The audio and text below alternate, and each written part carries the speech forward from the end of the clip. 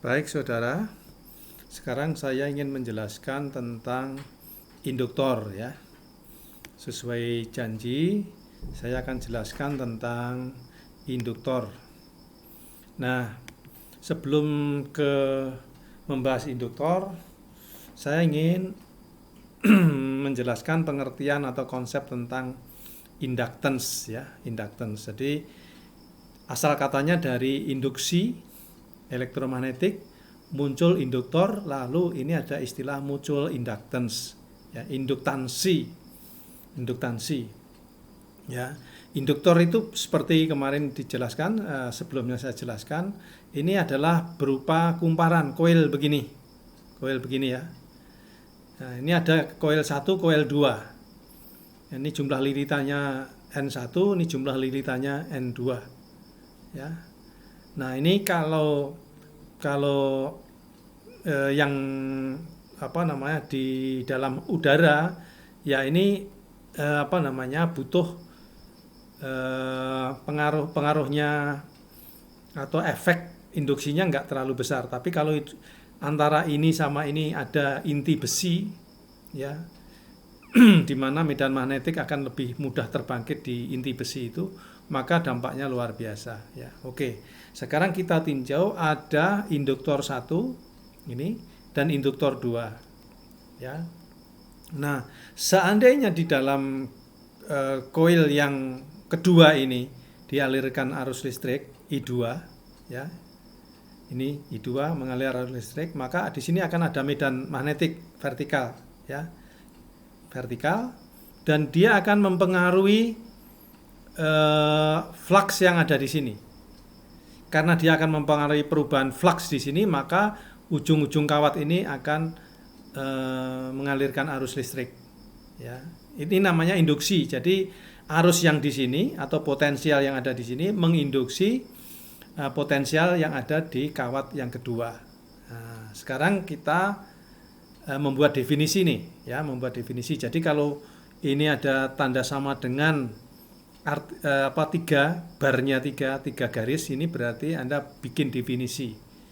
Jadi ini definisikan bahwa besarnya flux yang diterima oleh 1 oleh 2 ini V1 2 ini ya bergantung pada I2-nya. Jadi semakin gede I2 yang Anda alirkan di sini, maka V12-nya akan semakin gede.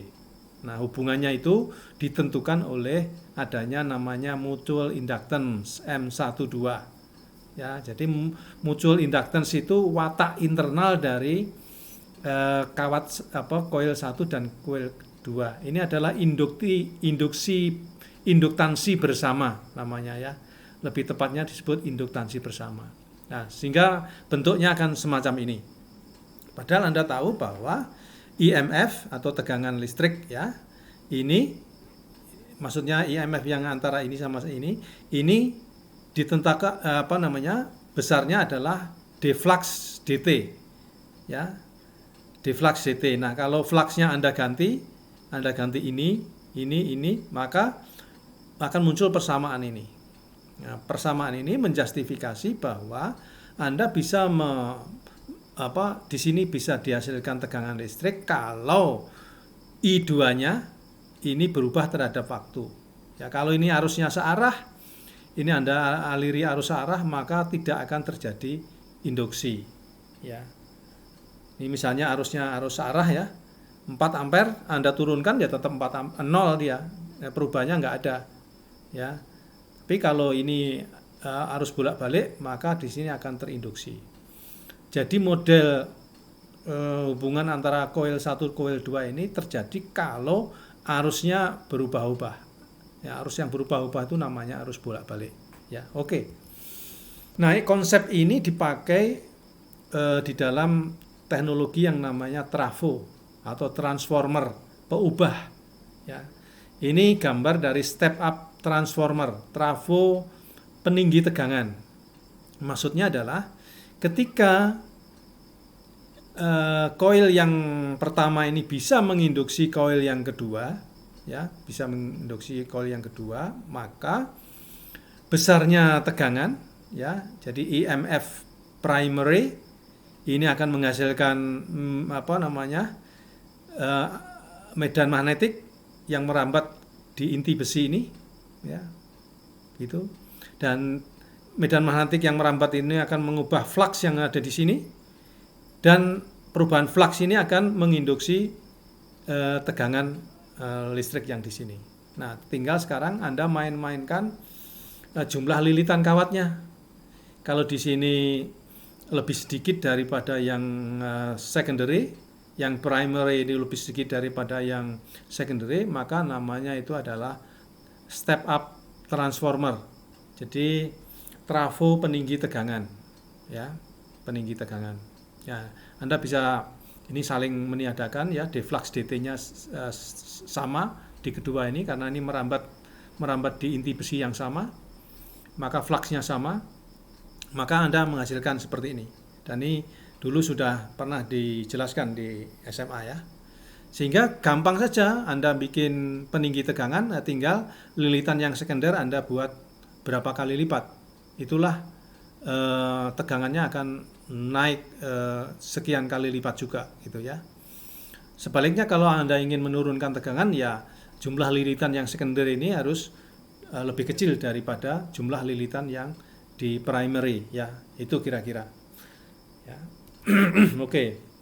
Apa guna berikutnya, saudara, bahwa power plant, ya, ini misalnya di Cilegon, ya, Suralaya. Kita punya power plant di sana. Nah, kalau dia menghasilkan tegangan, maka untuk dikirim ke rumah tangga, ya, itu melalui beberapa proses.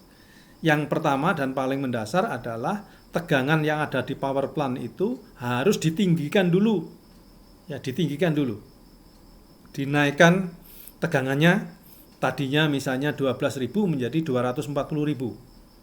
Ya, jadi 20 kali lipat, gitu, ya. Ya, jadi transmission of electric power itu selalu menggunakan konsep high voltage transmission line. Jadi tenaga listrik, energi listrik itu selalu dikirim dengan menggunakan tegangan tinggi, ya. Nah, setelah itu ditransmisikan, diterima di gardu di Semarang, maka tegangannya diturunkan lagi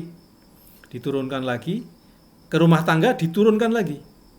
Ya, seperti kita ketahui yang di kita ini di Indonesia itu 220, ya, kalau di Amerika 240, di kita 220, ya. Kenapa harus rendah? Ya, supaya aman, karena kalau tegangan listrik sangat tinggi itu sangat berbahaya, ya, sangat berbahaya, ya. Jadi power loss can be greatly reduced if transmitted at high voltage. Jadi kehilangan daya listrik, energi listrik dari power plant ke lokasi rumah tangga itu jika ditransmisikan dengan tegangan tinggi, maka kehilangan dayanya sangat kecil, ya, sangat kecil. Nah, berikut ini salah satu exercise, ya, coba kita analisis. Oke. Ini transmission line, example, ya. Jadi ada daya 120 kW, ya, of electric power is sent from a power plant. Ya, ini misalnya di Suralaya. The transmission lines have a total resistance of 0.4 ohm, ya. Jadi hambatannya 0,4 ohm. Calculate the power loss if the power is sent at 240 volts and 24,000 volts. Nah, Anda diminta untuk menghitung kehilangan daya yang diakibatkan oleh pengiriman energi ini kalau dikirim dengan 240, ini tegangan rumah tangga, atau 24.000. Nah, oke. Sekarang kita hitung tegangan rumah tangga. Ini 240 volts, ya. Ini arus yang mengalir di tegangan itu berarti daya 120 kW dibagi dengan 240 volts. Hasilnya 500 ampere. Jadi kita akan kehilangan 500 ampere. Kalau dihitung daya yang hilang, ya, daya itu kan I kuadrat dikalikan R. Ini 500 kuadrat dikalikan 0,4 ohm, yang hilang itu 100 kW. Jadi dari 120 kW yang hilang itu 100 kW berarti tinggal 20 kW. Nah, ini rugi besar. Ya, persentasenya 83%. Ini hilang. Ya. Nah, coba kalau ini misalnya dikirim dengan tegangan tinggi. Jadi sama angka yang di atas, ini kita ganti dengan 24.000. Ya, maka kehilangannya itu 5 ampere. 5 ampere. Kalau dayanya ya berarti I kuadrat dikalikan R, 5 kuadrat dikalikan 0,4, 10 watt. 10 watt itu ya setara dengan lampu biasa lah ya. Kehilangan dayanya nggak besar, atau 0,083%. Inilah saudara, salah satu kegunaan dari induktor tadi ya, atau apa namanya, trafo ya. Ya, salah satu kegunaan kumparan, koil, induktor itu antara lain itu. Ya, oke, selamat mengerjakan dan ketemu lagi di tayangan berikutnya.